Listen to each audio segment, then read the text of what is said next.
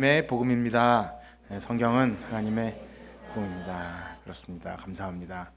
주일 오후 시간에는요, 계속해서 복음으로 성경을 읽다라는 주제를 가지고 말씀을 함께 나눕니다. 성경 본문을 가지고 강해하는 방식이 아니라 성경 전체를 이렇게 살짝 훑으면서 무엇을 말하고 있는지, 하나님께서 여러 사람들을 통해 성경을 기록했지만 그 원저자이신 성령 하나님께서 하나님의 구원을 어떻게 이루어 나가시는지를 기록하고 있기 때문에 하나님 나라, 언약, 여러 가지 주제가 있을 수 있지만 그 모든 주제를 아우르는 것을 복음이라 그리 놓고, 복음의 관점으로 성경을 보는, 어떻게 보면 연습을 하고 있습니다. 그래서 우리는 창세기로부터 시작해서 이제 요한계시록까지 갈 계획인데요. 우리 이제 선지서까지 했죠. 근데 이 성경을 단편적으로 내가 원하고 감동되는 것을 이렇게 골라서 보는 것이 아니라 성경 전체 속에서 하나님이 행하시는 놀라운 이 사건들을 큰 맥락 안에서, 그러니까 어디서부터 시작됐고, 이렇게 새벽에 역대상을 읽기 시작했는데요. 그 시작이 아담부터 시작돼요. 아담. 우린 당연한 듯 여길 수 있지만 그 구약 언약 백성들이 이게 그냥 단순히 시작된 일이 아니라 하나님께서 만세전에 계획하셨다. 신학이에요. 그러니까 어떻게 보는 관점, 이 성경 역사가 단순히 소원이 이루어지거나 아니면 자식을 많이 낳거나 원했던 어떤 땅을 얻거나 그것이 아니라 하나님의 구원 계획이 굉장히 오래전부터 이렇게 처음에는 원시적인 것 같지만 점진적으로 계속 발전하면서 마침내 아들 예수 그리스도로 완성시킨다는 구원의 큰 그림을 성경 속에 담아놨다는 거죠. 그래서 역대상도 그런 패턴을 가지고 하나님이 언약하신 하나님이 이루시겠다, 그런 내용을 가지고 기록합니다. 물론 사람 이름이 너무 많이 등장해서 길을 헤맬 때도 있고, 오늘 보는 선지서도 그 맥락을 모르면 다 살피지 않겠지만 에스겔이나 이런 책 보면 굉장히 이상한 환상들이 나와요. 마치 UFO처럼 눈이 많고 발이 달리고 이런 구루마 같은 것이 굴러다녀서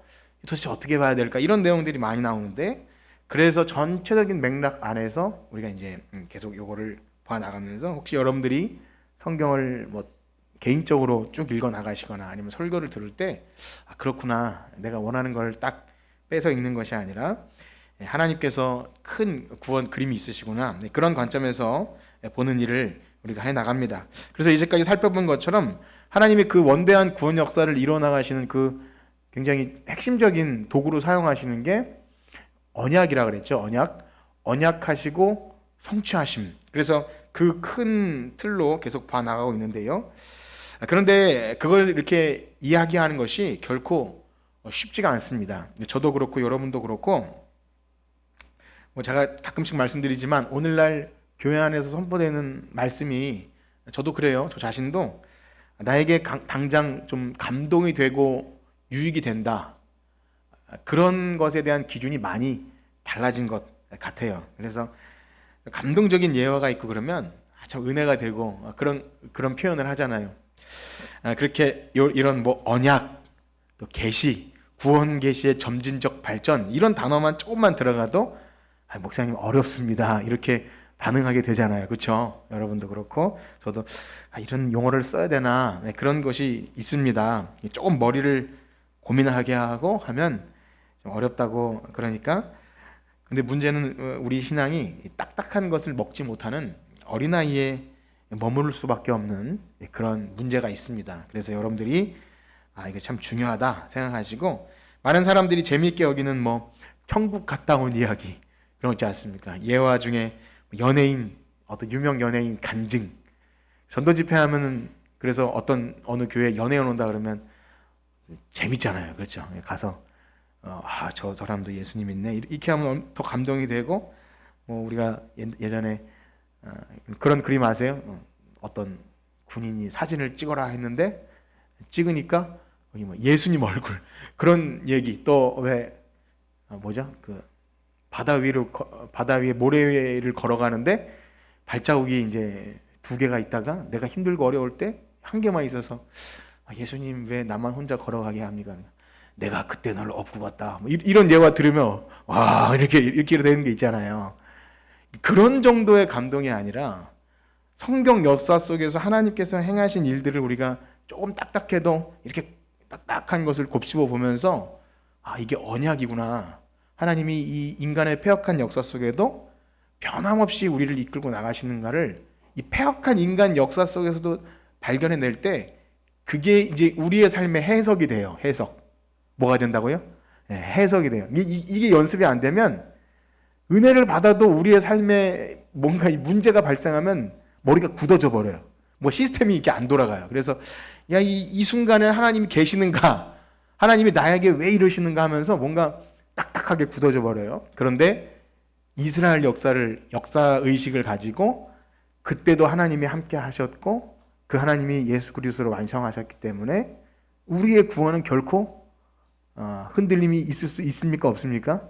없는 거예요. 그러니까 선하신 하나님이 지금도 살아계시다. 이런 적용은 그 딱딱한 말씀을 봐서 나오는 거예요. 근데 이것만 이런 예쁘게 만든 문구만 가지고 그렇게 우리의 삶에 이제 쉽게 적용하려고 그러면 잘 안 돼요. 그래서 실제 일어났던 성경 역사와 선지자들의 이야기를 좀 봐야 하는데요.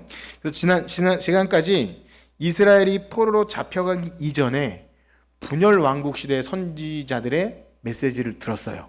지금도 제가 뭐 분열 왕국, 그다음에 뭐 포로 이전 이렇게 말씀드리면 또 약간 머리가 굳어질 수 있잖아요. 제가 그러기 때문에 여러분들이 그럴 줄 알고 생각이 되는데 여러분들 안 그러실 거라 믿어요. 그런데 어쨌든 이런 용어에 좀 익숙해지면 좋겠어요.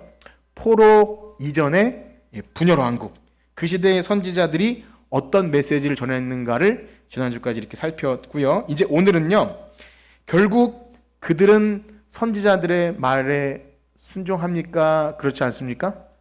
그렇지 않아요. 결국 망하는 길로 쭉 이 그래프가 땅으로 떨어지듯이 계속 망하는 길로 갔다. 그렇게 돼서 오늘은 포로 시기, 포로된 땅, 바벨론 포로겠죠? 포로된 땅에서 하나님이 전하시는 선지자의 메시지가 어떤 특성을 갖고 있는지 그걸 좀 살필 텐데요. 그래서 포로기 이후의 상황을 전하는 선지자들은 대표로 누가 있을까요? 일단 오늘 우리가 성경 읽은 본문인 예레미야가 있고 또 에스겔이 있어요. 에스겔, 예레미야, 에스겔. 이 성경을 한번 봐보세요. 여기 예레미야가 있고 그 다음에 에스겔이 있죠. 아가, 이사야, 예레미야, 애가, 에스겔 이렇게 되어 있잖아요. 그래서 성경 혹시 새신자분이 아니면 성경을 이게 예레미야 뭐지? 지금 말씀드리는 거예요. 포로 중간, 그러니까 포로로 잡혀온 시기에 물론 예레미야는 이제 잡혀가기 이전부터 예언을 시작했지만 포로기 예레미야, 에스겔, 그 다음에 유명한 선지자 누가 있죠?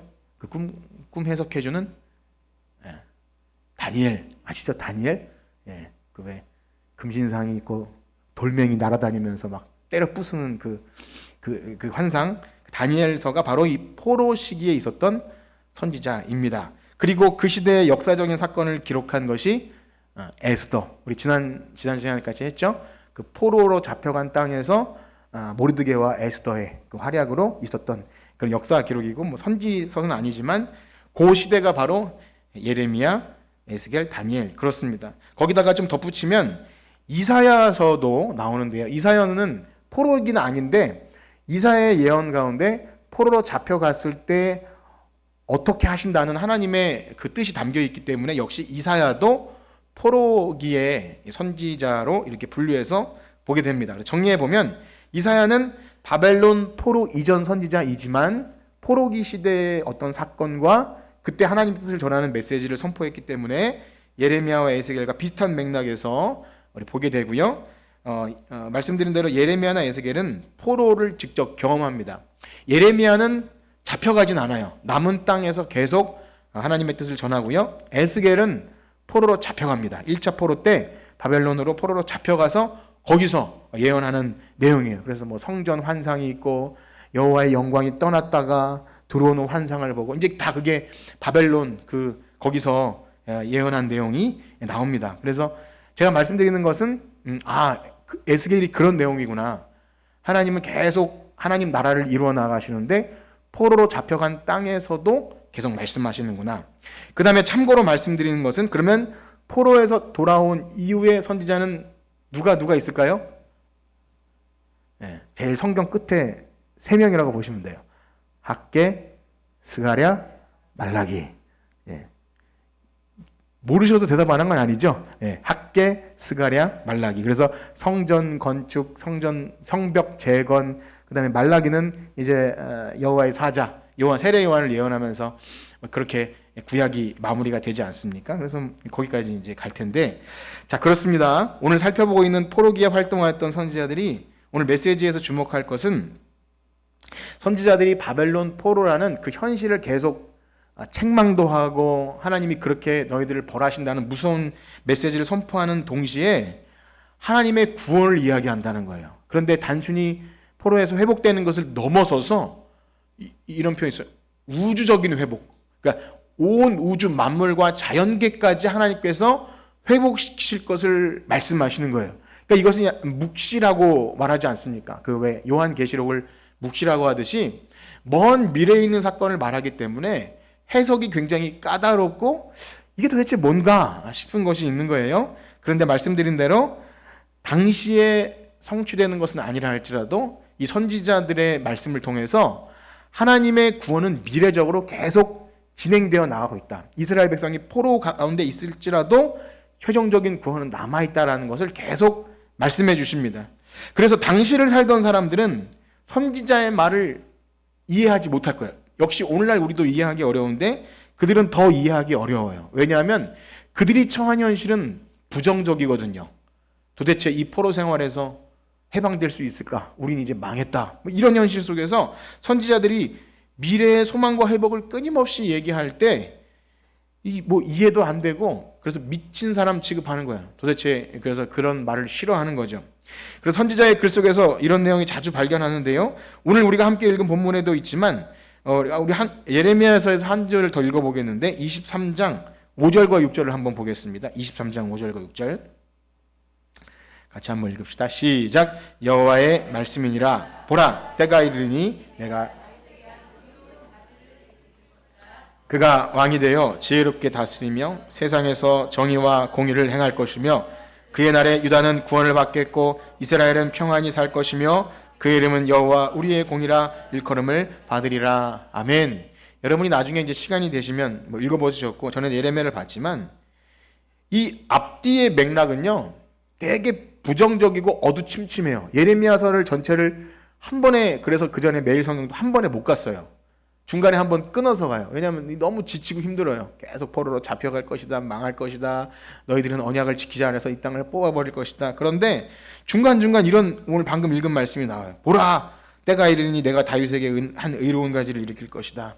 다윗의 후손 예수 그리스도를 말하는 거겠죠. 그래서 정의와 공의를 할 것이며 유다는 구원을 받겠고 이스라엘은 평안히 살 것이며 그의 이름은 여호와 우리의 공이라 일컬음을 받으리라. 그 당시에 공의도 짓밟히고 하나님의 영광도 다 무너져, 성전이 무너짐과 동시에 이제 하나님은 죽은 것인가 하는 그런 굉장한 극심한 공포와 두려움이 있을 그 당시에 그의 이름은 여호와 우리의 공이라, 그렇게 하나님의 살아계심과 그분이 행하실 일들에 대해 막 선포합니다. 마찬가지로 오늘 우리가 생략하겠는데요. 예레미야 31장 31절에서 34절 이 새 언약에 관한 말씀도 마찬가지예요. 그날 후에 내가 이스라엘 집과 맺은 언약은 이러하니 내가 나의 법을 그들의 속에 두며 그들의 마음에 기록하여. 이따 역시 에스겔도 읽을 거지만 비슷한 말씀이 나와요. 내가 새 영 새 마음을 너희에게 주리니. 그러니까 너희들이 행할 수 없는 그것을 내가 하겠다 하시면서 계속 구원을 얘기하는 겁니다. 우리가 이 유명한 구절 예레미야 31장 여기 새 언약을 자주 인용하지만 그 당시를 살던 사람에게는 이게 말도 안 되는 내용이에요. 우린 망했고 이제 더 이상 희망의 빛이 보이지 않는데, 아니 무슨 하나님이 이스라엘 집과 맺은 언약은 이러하고 이웃과 형제를 가리켜 이르기를 너는 여호와를 알라 하지 아니해도 그냥 다 알게 되는 엄청난 이 사건이 도대체 무엇을 의미하는가 보게 돼요. 역시 우리도요 이 부분을 성경을 읽으면 좋은 내용이긴 한데 이해하기 어렵죠. 그렇지 않습니까? 여러분이 성경을 읽을 때나 아니면 설교를 들을 때도 이 부분을 읽는 것은 쉽지 않아요. 먼 미래에 대한 예언이기 때문에 좋은 말씀인 것 같은데 적용하기도 어렵고 설교하기도 어려워요. 거기다가 하나님은 왜 이랬다 저랬다 하시나 하는 느낌이 들어요. 언제는 뭐 너희들 완전히 쓸어버리겠다 하셨다가 이제 그날에는 내가 구원해 주시겠다 하니까 뭔가 이렇게 어느 장단에 춤을 춰야 될지 모르는 그런 하나님은 왔다 갔다 하는 그런 하나님처럼 여겨지기도 합니다. 그러다 보니까 이 말씀이 왜 그런 거 있잖아요. 좀 너무나 처절하게 매를 맞고 극심한 공포 속에서 갑자기 웃으면서 막 긍정의 힘처럼 그렇게 어이없이 실없이 말하는 것처럼 느껴지기도 하는 거예요. 그래서 이사야서를 보면 정말 그 시대를 살던 사람에게는 더 이해 못할 이야기를 하는데요. 그 절망의 상황에서 우주와 자연교회의 회복을 노래합니다. 대표적인 말씀 한 구절을 읽겠는데요. 이사야서 11장 말씀을 한번 볼게요. 이사야서 11장 1절에서 9절을 우리 한번 교독해 봅시다. 이사야서 11장 1절에서 9절입니다. 제가 먼저 읽겠습니다. 이새의 줄기에서 한 싹이 나며 그 뿌리에서 한 가지가 나서 결실할 것이요 이에 여호와의 영 곧 지혜와 춤 지식과 여호와를 경외하는 영이 강림하시. 그가 여호와를 경외함으로 즐거움을 삼을 것이며 그의 눈에 보이는 대로 심판하지 아니하며 그의 귀에 들리는 대로 판단하지 아니하며 공의로 가난한 자를 그의 입의 막대기로 세상을 치며 그의 입술의 기운으로 악인을 죽일 것이며 공의로 그의 허리띠를 삼으며 성실로 그의 몸의 띠를 삼으리라. 그때 이리가 어린 양과 함께 살며 표범이 어린 염소와 함께 누우며 송아지와 어린 사자와 살찐 짐승이 함께 있어 어린아이들이 끌리며 암소와 곰이 함께 먹으며 그것들의 새끼가 함께 엎드리며 사자가 소처럼 풀을 먹을 것이며 젖먹는 아이가 독사의 구멍에서 젖된 어린아이가 독사의 굴에 손을 넣을 것이라. 함께 읽겠습니다. 내 거룩한 산 모든 곳에서 해됨도 없고 사함도 없으리니 이는 물이 바다를 덮음같이 여호와를 아는 지식이 세상에 충만할 것임이라. 아멘. 예, 이제 뭐 나중에 35장 가도 나오지만 우리가 어릴 때 불렀던 사막에 샘이 넘쳐 흐르리라 이 찬양 아시나요? 얼마나 잘 부르는지 몰라요. 제 동생이 교회 끝나고 오는 버스에서 이 노래를 하면 모든 성도들이 막 잘한다고 깔깔거리면서 사막에 샘이 넘쳐 흐르리라. 근데 이 노래를 한 그 시점이 완전히 절망과 좌절과 과연 하나님이 살아계시냐 할 정도 완전히 거의 폐허가 된 상태에서 선지자가 일어나더니 이 말을 한 거예요. 그날에는 사자굴에 사자들이 소처럼 풀 먹고 어린아이가 독사의 구멍에서 장난하며 선지자를 어떻게 생각하겠어요? 미쳤다 저 이렇게 보는 거예요. 그러니까 이 말씀이 그 당시에는 뭐 이해도 안 되고 말도 안 되는 말씀이에요. 지금 우리가 좋다고 노래하고 하지만 근데 그 가사에 보면 우리가 노래해도 주님이 다스릴 그 나라가 되면은 이제 속히 이렇게 가사가 끝나요. 하나님 나라에 대한 긴 전망을 보고 이 얘기를 했다는 거예요. 그러니까 제가 이제 시작했던 그 하나님 나라라는 관점이 없으면 선지서쯤 오면 굉장히 이 성경을 보기가 어려워지는 거예요. 그러니까 하나님 나라는 원래 에덴의 모형을 갖고 있는데 죄로 인해서 그렇게 파괴됐잖아요. 그런데 그게 회복되는 것이 그냥 죽어서 천당이 아니라 죄로 인해서 망가진 이 창조계까지 하나님이 회복시키신다는 그런 구원의 큰 그림이 담겨 있어요. 그래서 이사야 66장 같은 거 보면 새하늘과 새 땅 이야기가 나와요. 그 새하늘과 새 땅은 마치 계시록에만 나올 법한 얘기인데 이미 구약에서도 먼 미래를 내다보고 새하늘 새 땅 이거를 한문으로 하면 뭐예요? 신천지잖아요. 신천지. 그러니까 우리가 이 좋은 얘기를 이단이 갖다가 해서 근데 하나님 나라는 새하늘과 새 땅이에요. 죄로 인해서 완전히 파괴된 그 폐허 같은 곳에도 하나님은 하신다. 그 얘기를 하고 있는 겁니다. 그래서 단순히 개인 구원의 차원이 아니라 우주적인 회복을 이 폐허된 땅에서 말하고 있는 거예요. 그러니까 적당히 가능성 있을 때가 아니라 완전히 뭉개졌을 때도 하나님은 하신다. 창조의 아름다움을 회복시키시는 거예요. 생각해보면 태초의 에덴 동산에서 아담과 하와가 타락했을 때 땅이 저주를 받습니다. 여러분 그거 아시나요? 이 땅이 인간의 죄로 인해 저주를 받아 가시덤불과 엉겅퀴를 내게 돼요. 그래서 인간이 고통스러운 현실을 사는 것, 물론 뭐 땀을 흘려 농사짓고 수확물을 내는 건 좋지만 사실 우리가 이 일반 은총계에 사는 것도 사실 죄의 결과로 아름답지 못한 거예요. 사람은 여기서 행복을 찾고 가능성을 말하지만 그렇게 열심히 살다가 결국 뭐죠? 죽는 거예요. 그게 우리의 현실인데 사람은 그 죽음을 잘 인식하지 않으려고 여러 가지 현실에 안주하려고 하지만 성경은 그렇지 않다고 말해요. 그래서 믿는 백성에게 주시는 어려움과 환난과 이런 것은요, 이 땅이 전부가 아니라는 생각도 갖게 하는 동시에 그러면 영원한 하나님 나라는 어디일까를 생각하는 그 영원 사모하는 마음을 주셔요. 그래서 로마서 8장에 보면 이런 말씀이 있어요. 피조물도 탄식하면서 하나님의 아들들이 나타날 때를 기다린다. 그러니까 피조물을 의인화시켜서 이 우주계도 빨리 이 구원 계획이 완성될 때를 막 기다리고 고대한다는 거예요.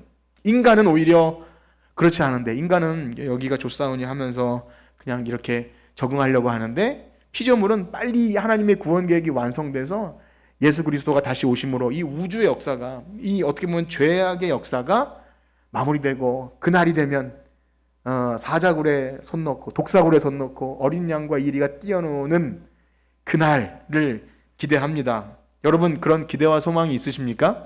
그렇기 때문에 우리가 천국을 얘기할 때 그냥 죽어서 좋은 곳에 간다 이 차원이 아니라, 좀 이따 말씀드릴 텐데, 하나님과의 깨어졌던 관계 회복이라는 것을 잘 유념해서 보셔야 돼요.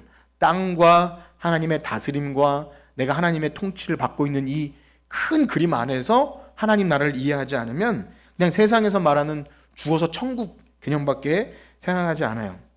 그렇습니다. 이 부정적이고 비극적인 현실에서 하나님의 구원을 행하실 이것은요, 이해도 안 되고 그렇습니다. 선지자들이 그냥 기계적으로 그렇게 선포하는 것, 그것이 아니에요. 지금 말씀드림처럼 이 큰 구원의 큰 그림을 가지고 선지자들이 선포하는 건데요.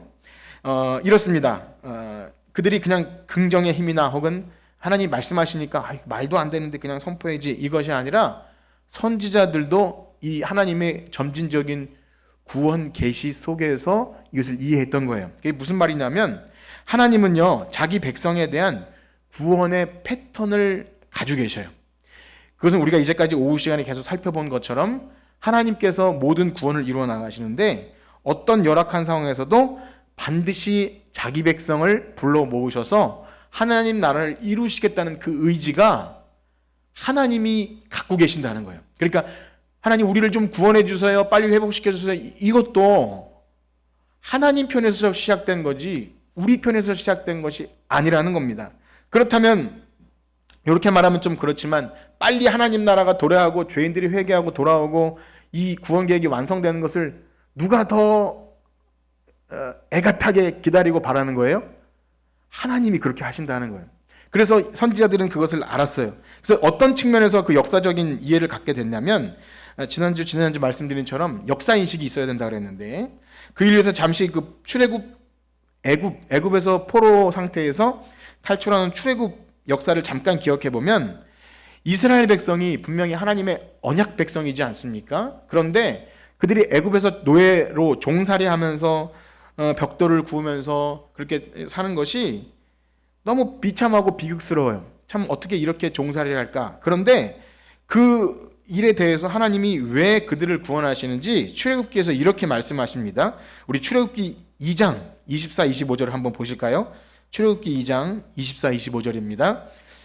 시작. 하나님이 그들의 고통 소리를 들으시고 하나님이 아브라함과 이삭과 야곱에게 세운 그의 언약을 기억하사 하나님이 이스라엘 자손을 돌보셨고 하나님이 그들을 기억하셨더라. 아멘. 우리는 이제 앞에 부분에 좀 초점을 맞추기 쉬워요. 그들의 고통 소리를 들으시고, 그래서 부르짖는 것이 있습니다. 이 선지 시대나 오늘이나 너는 내게 부르짖으라, 내가 내게 응답하게 하는 부르짖음이 있는데, 여러분, 하나님이 우리를 용서해 주는 것이 우리가 회개했기 때문일까요?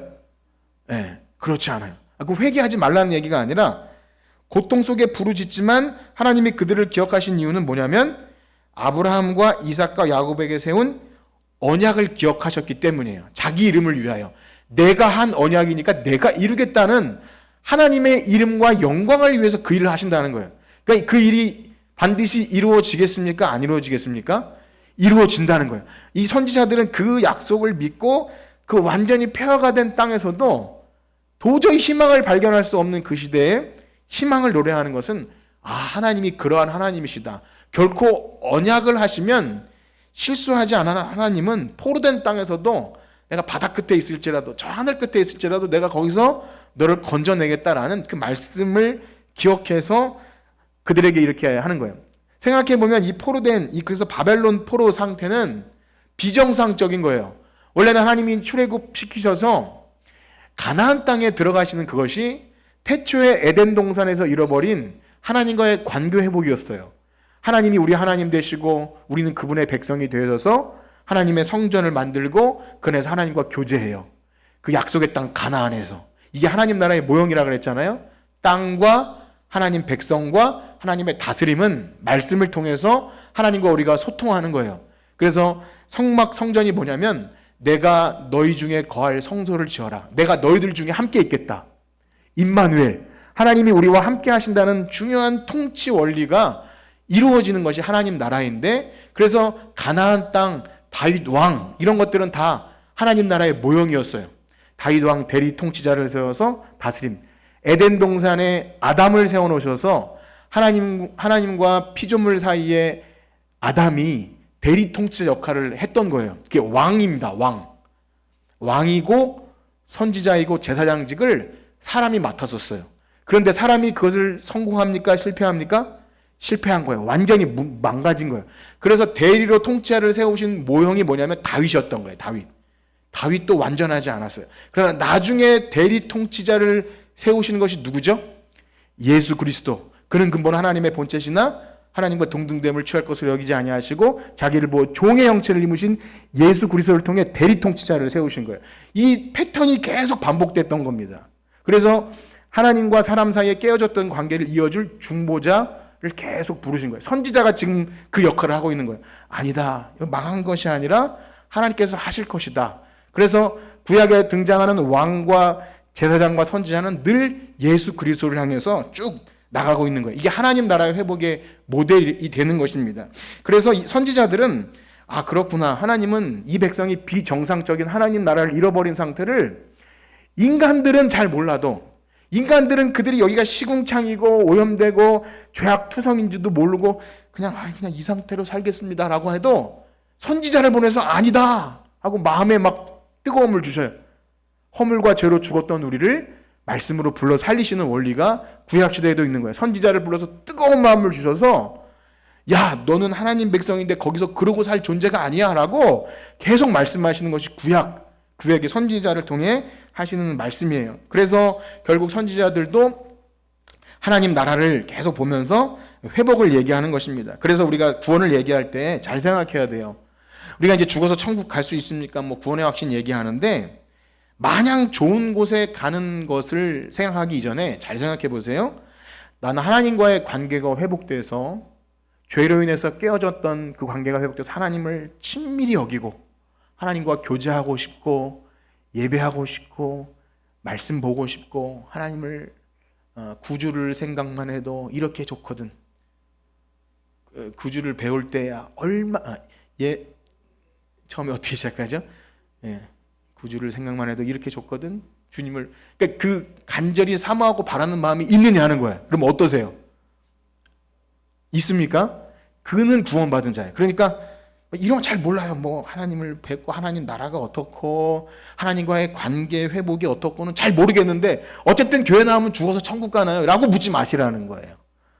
하나님을 지금 예배하고 싶고 말씀을 사모하고, 그래서 현실은 그렇지 않지만 하나님이 회복하신다니 그 믿음을 가지고 매일 십자가 앞에 자기를 복종시키면서 나아가는 그 싸움이 있는 자가 하나님 나라를 사모하는 자고 이미 임했다는 거지, 그런 거 아무것도 없이 종교적인 어떤 행위를 가지고 이렇게 하면 죽어서 천국 갑니까? 라고 묻지 마시라는 거예요.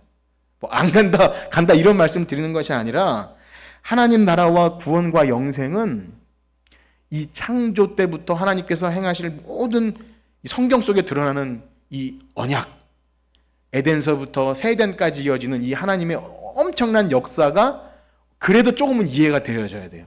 성경을 읽으면서 이게 복음이구나. 내가 한 것이 아무것도 없는데 하나님이 시작하셨고 지금도 일하시는 이 너무나 놀라운 구원 역사가 지금도 우리를 향하고 있구나라는 것을 성경을 통해서 계속 읽고 듣고 또 느끼고 또 하나님을 빨리 만나고 싶은 생각들이 있으셔야 합니다. 그렇게 되시길 축복합니다. 그런 분들은 이 구원이 이미 시작된 거예요. 그래서 날마다 구원을 이루면서 나가는 거죠. 그래서 선지자들이 말하는 창조의 회복에 대한 메시지는요, 단순히 천국을 이렇게 표현한 그런 그럴 수도 있겠죠. 천국에 가면 독사들이 어린 양이 이렇게 어린아이들이 독사고를 손 놓고 그럴 수 있겠지만 그 모델이 뭐냐면 인간의 죄로 인해서 하나님과의 깨어진 관계가 회복되고 하나님께서 이 우주계도 이 피조계도 처음에 하나님께서 만드신 아름다운 모습을 회복시키시겠다, 이 내용이 있는 겁니다. 그래서 선지서를 보면서 방금 우리가 본 사막에 샘이 넘쳐 흐르리라, 새하늘과 새 땅을 바라보느라 하나님 하늘을 가라고 임하셔서 이제 이 포로된 땅에서 회복시켜, 그거는 단순한 포로에서 회복을 뛰어넘는 이 구원을 이야기하고 있다. 그렇게 여러분들이 선지서를 읽을 때 보시면 좋겠습니다. 그래서 우리는 선지자들이 외쳤던 그 복음이 무엇을 근거로 하는지를 잘 기억해야 돼요. 그러니까 오늘날로 우리가 이제 좀 생각해 보면 오늘날 교회 현실, 그러니까 세상에서 교회를 혹 욕하고 지탄하고 하나님의 영광이 짓밟힐 것 같은 시대를 지날 때 사람에 따라서 이렇게 되면 안 된다 여러 가지 하지만 하나님의 영광이 땅에 떨어지면 누가 제일 화가 나시겠어요? 하나님이에요. 그래서 깨어있는 자로 하여금 기도하게 하셔요. 하나님의 영광 받으셔야 되는데 이렇습니다. 우리의 가정의 현실이 이렇습니다. 우리 좀 예수 믿어야 될 자가 이렇습니다. 이런 것들은요, 하나님이 마음을 주시는 거예요. 뜨거운 마음을 주시고, 우리 교회 현실이 이렇습니다. 한국 교회가 세상으로부터 욕을 먹습니다. 그러면 선지자적인 마음을 주셔요. 하나님, 지금 이렇게 하나님의 영광이 땅에 떨어졌습니다 하면서 울고 기도하기도 하고, 이게 장난이 아닌 거예요. 그에겐 이게 예레미야 이따가 말씀 보겠지만 때로는 고난과 재난 속에서 쑥과 담즙이 나온다고 할 정도로 극심한 아픔이 있어요. 영혼에 대한 아픔. 그래서 하나님 나라가 이미 시작된 자들은요, 이 땅의 부조리한 현실, 하나님께서 통치하시고 다스림이 이루어지지 않는 이 가정기도와 교회 현실 속에서 그들은 기도하게 돼요. 하나님, 이 어려운 현실 속에서 언약을 기억하사 회복시켜 주십시오. 그런 기도가 이제 선지자들의 내용 속에 나오는데, 우리 에가서 말씀을 한번 읽어볼까요? 에가서 3장 18절에서 25절인데요. 유명한 말씀인데 한번 같이 보겠습니다. 저와 여러분들이 한번 교독할게요. 제가 3장 18절 읽겠습니다. 스스로 이르기를 나의 힘과 여호와께 대한 내 소망이 끊어졌다 하였도다. 내 고초와 재난, 내 마음이 그것을 기억하고 내가 낙심이 되오나 그것을 내가 내 마음에 담아두었더니 그것이 오히려 나의 소망이 되었어. 여호와의 인자와 긍휼이 무궁하심으로 우리가 진멸되지 아니함이니이다. 이것들이 아침마다 새로워. 내 심령에 이르기를 여호와는 나의 기업이시니 그러므로 내가 그를 바라리라 하도다. 기다리는 자에게나 구하는 영혼들에게 여호와는 선하시다. 아멘. 우리가 이 시간에 애가를 다 읽지 않았지만 이 구절은요, 마치 이렇게 쭉 같이 가다가 툭 삐져나오는 것처럼 이렇게 뭔가 이 시로 따지자면 뭔가 이렇게, 그걸 뭐라 그러죠? 갑자기 표현. 아무튼 이 흐름을 딱 깨버리는 흐름이에요. 그럼 이 고통 속에서 울며 부르짖는데 갑자기 그것을 내 마음에 담아두었더니 오히려 나의 소망이 되었다. 이상한 일인 거죠. 그 고난의 현실 속에서 하나님의 언약을 기억하니까 여호와의 인자의 긍휼이 무궁하심으로 우리가 진멸되지 않겠습니다. 그것이 아침마다 새로우니 주의 성실하심이 크시도소이다. 여러분, 저는 그런 것들을 경험해요. 참 괴롭고 고통스럽고 슬프고 좌절될 때도 아침에 일어나서 이제 새벽 예배를 마치고 해가 딱 뜨면, 하나님께서 오늘도 성실하게 일을 하시는구나. 해가 뜨고 또 이 어둠이 계속되지 않고, 그러니 하나님의 인자하심이 무궁하시구나. 자연 만물을 통해서도 그것을 경험하는데 예레미야 애가가 그랬던 것 같아요. 그 고통 속에서 담즙이 나올 정도로 고통스럽게 기도하는데 오히려 그것이 소망이 되는 것은요, 이 세상이 감당할 수 없는 어떠함이 그 속에 있는 거예요. 하나님의 언약에 대한 신실함. 절망과 슬픔, 막막함 속에 성전은 다 박살이 나버렸는데 아무도 기대와 소망을 갖지 않는데 그 인자와 성실하심을 얘기하는 선지자, 그 당시에는 그야말로 미친 소리이지만 놀라운 사실은 하나님께서 이 일을 선지자들을 통해 예언하시고 마침내 예수 그리스도를 통해 이루시고 마지막 새하늘과 새 땅, 이 지금 우리 어떻게 보면 어려운 현실 속에서 피조물도 탄식하면서 하나님의 아들들이 나타날 때를 기다리는 오늘날 현실을 지날 때 우리는 이미와 아직 사이에서 늘 싸우는 거예요. 여러분, 현실이 좀 많이 만족스러우십니까? 어떠세요? 감사거리가 늘 넘치시나요? 우리가 오전에도 빌립보서 기뻐하라, 내가 다시 말하니 기뻐하라 하지만 기쁨이 안 생기는 게 우리의 현실이에요. 그렇지 않습니까? 왜 나는 예수를 믿는데 왜 교회 다니는데 이렇습니까? 라는 현실이 우리에게 있어요. 여전히 있어요. 그런데 하나님은 그렇게 대충 우리를 살게 안 하세요.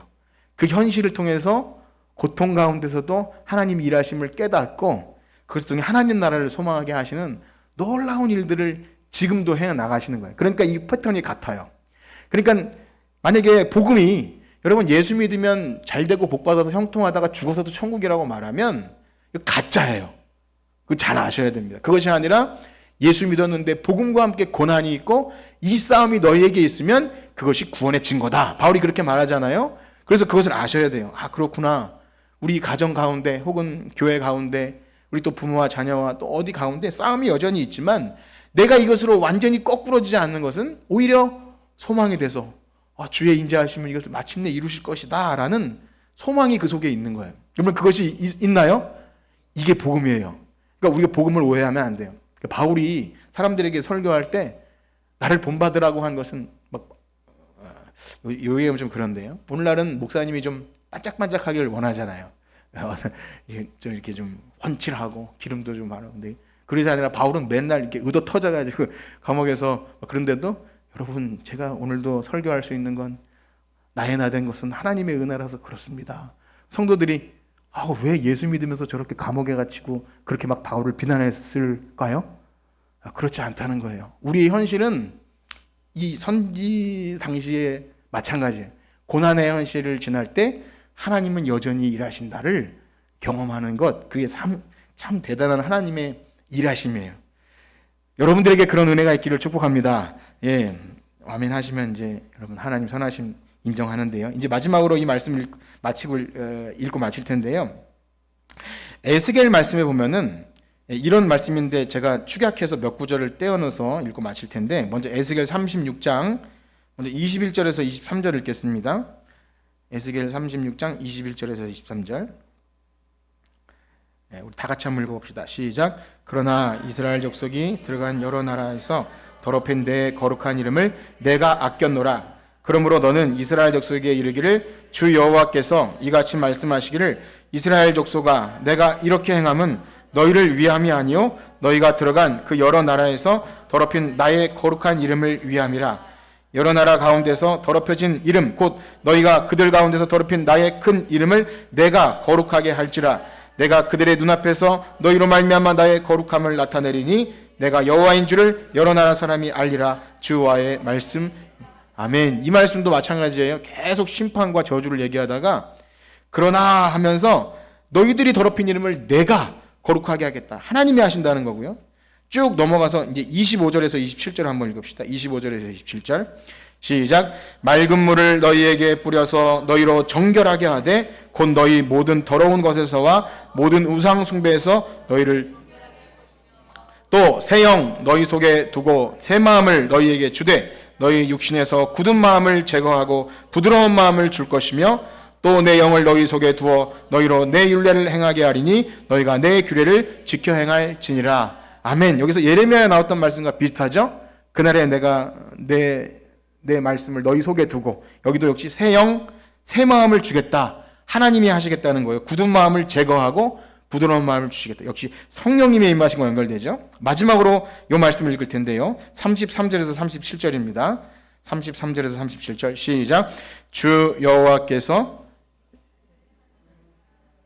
34절부터 읽겠습니다. 시작. 전에는 지나가는 자의 눈에 황폐하게 보이던 그 황폐한 땅이 장차 경작이 될지라. 사람이 이르기를 이 땅이 황폐하였더니 이제는 에덴 동산 같이 되었고 황량하고 적막하고 무너진 성읍들의 성벽과 주민이 있다 하리니 너희 사방에 남은 이방 사람이 나 여호와가 무너진 곳을 건축하여 황폐한 자리에 심은 줄을 알리라. 나 여호와가 말하였으니 이루리라. 주 여호와께서 이같이 말씀하셨느니라. 그래도 이스라엘 족속이 이같이 자기들에게 이루어 주기를 내게 구하여야 할지라. 내가 그들의 수요를 양떼같이 많아지게 하되. 아멘.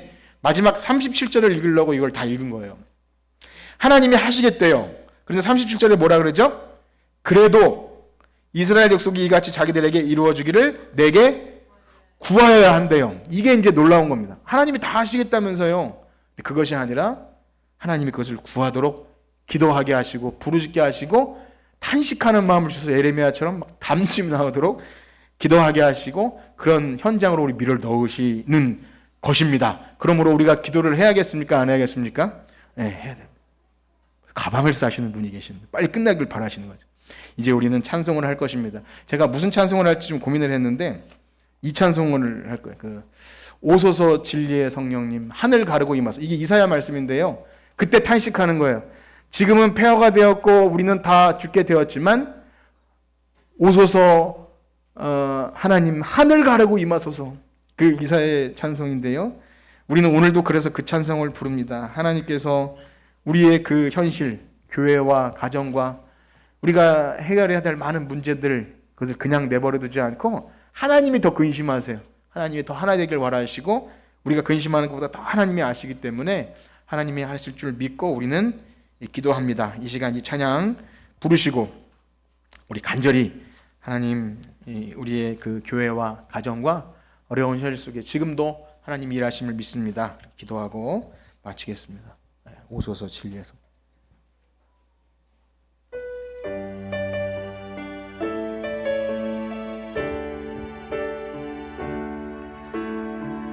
오소서 진리의 성령님 이 땅 흔들며 이 땅 흔들며 임하소서 거짓과 탐욕 죄악에 무너진 우리 가슴 정케 하소서 오소서 은혜의 성령님 오소서 은혜의 성령님 하늘 가르고 임하소서 하늘 가르고 임하소서 거룩한 불꽃 하늘로서 임하사 타오르게 하소서 타오르게 하소서 주님 좀 한번 해주세요. 붕의 불길 붕의 불길 타오르게 주사님 좀만 빨리 해줘요. 좀만 빨리 진리의 말씀 이 땅 새롭게 하소서 은혜의 강물 흐르게 하소서 은혜의 강물 흐르게 하소서 성령의 바람 이 땅 가득 불어와 흰옷 입은 주의 순결한 백성 주의 영광 위에 이제 일어나 열방을 치유하며 행진하는 영광의 그날을 다시 한번 찬양합시다. 오소서 진리의 성령님 오소서 진리의 성령님 이 땅 흔들며 임하소서 이 땅 흔들며 임하소서 거짓과 탐욕 죄악에 무너진 우리 가슴 정케 하소서 오소서 은혜의 성령님 오소서 은혜의 성령님 하늘 가르고 임하소서 하늘 가르고 임하소서 거룩한 불꽃 거룩한 불꽃 하늘로서 임하사 타오르게 하소서. 주 영광 위에 아멘. 응의 불길 타오르게 하소서. 진리의 말씀 이 땅 흐르게 하소서. 은혜의 강물 흐르게 하소서. 은혜의 강물 흐르게 하소서. 성령의 바람 이 땅 가득 불어와 이노를 주의 순결에서 주의 영광 위에 이제 일어나 열방을 치유하며 주나를 영광의 그날을 주소서. 아멘. 우리 들으신 말씀 가지고 기도합시다. 선지자들은 정말 가능성이 없고 폐허 같은 땅에서 하나님 이날을 수일 내에 부흥케 해주시옵소서. 또 하늘 가르고 임하소서. 우리의 무엇던 땅을 기용해 주시고 새영 새 마음을 주셔서를 계속 반복적으로 그래도 구해야 할 것이라. 여러분의 신앙생활이 어떠합니까? 몸이 건조하거나 판에 박히거나 식상하지 않으십니까? 부흥과 성령과 이런 것은 먼 이야기 같고 그냥 이렇게 종교생활 잘하면 죽어서 천국 가겠나?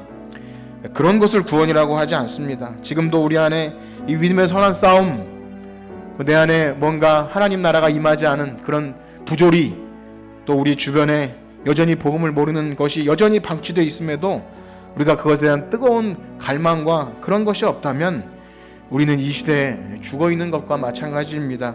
하나님 우리를 다시 새롭게 하시고 새영 새 마음을 주셔서 진리의 말씀 앞에 겸손히 무릎 꿇고 우리의 죄를 자백하고 하나님 성령을 기다리는 우리가 되게 하여 주시옵소서. 다 같이 기도합니다. 하나님 아버지, 우리의 강박한 마음 성령의 불길로 태워주시고 사랑으로 역사하여 주시옵소서. 말씀을 들을 때 하나님 변화시켜 주시고 성령의 뜨거운 불길로 우리를 변화시켜 주시옵소서. 우리의 종교생활은 우리의 겉모양으로 되어진 것이 아닙니다. 하나님 인도하여 주셔서 우리 안에 하나님 성령의 충만함이 있게 하여 주시옵시고 하나님 우리의 심령에 불을 비춰주셔서 새영 새 마음을 주시고 우리의 딱딱했던 심령을 새롭게 하여 주시고 하나님 부드러운 심령으로 하나님의 말씀에 변화받아 하나님 마침내 그날에 우리에게 보신 성령의 역사를 기다리게 하여 주시옵소서. 그래도 간구해야 한다고 말씀하십니다. 자연적으로 되는 것이 아니라 그래도 구해야 할 것이라 말씀하십니다. 하나님 우리 안에 그 성령의 역사를 기다리게 하여 주시옵소서. 하나님 아버지 우리 안에 부어주시옵소서. 주님 함께하여 주셔서 우리의 심령 가운데 성령의 불길을 주셔서 사랑하게 하시고 기뻐하게 하시고 감사하게 하시고 하나님 우리의 강박했던 심령이 녹아지게 하여 주시옵소서. 말씀을 들어도 변화되지 않는다면 우리 죽은 자와도 같습니다. 하나님 우리 죽었던 영을 새롭게 하여 주셔서 진리의 말씀으로 우리를 새롭게 하여 주시옵소서. 하나님 살아계셔서 역사하시는 하나님 우리 한 사람 한 사람이 복음으로 거듭나고 하나님 회심하는 역사가 일어나게 하여 주시옵소서. 하나님 그렇게 하지 않으시면 우리는 죽은 자와도 같습니다. 하나님 그렇게 하지 않으시면 하나님이 더 하나님 갈망하십니다. 이 시간 우리 가운데 역사하셔서 그 부르짖음과 갈망이 있게 하여 주시고 하나님 나라를 바라며 소망하는 우리 믿음의 사람들 되게 하여 주시옵소서. 감사합니다. 주님 역사하여 주시옵소서. 아멘. 이제는 우리 주 예수 그리스도의 은혜와 하나님의 무한하신 사랑하심과 성령님의 감화 감동 위로 교통하심이 그래도 구하여야 할지라 하는 말씀 의지하며 우리의 어떠한 어려운 환경에도 언약을 이루신 하나님을 신실하신 하나님을 믿고 매일 이 믿음의 선한 싸움을 싸우길 원하는 성천교회 성도들 머리 위에 이제로부터 영원토록 함께 있을지어다. 아멘.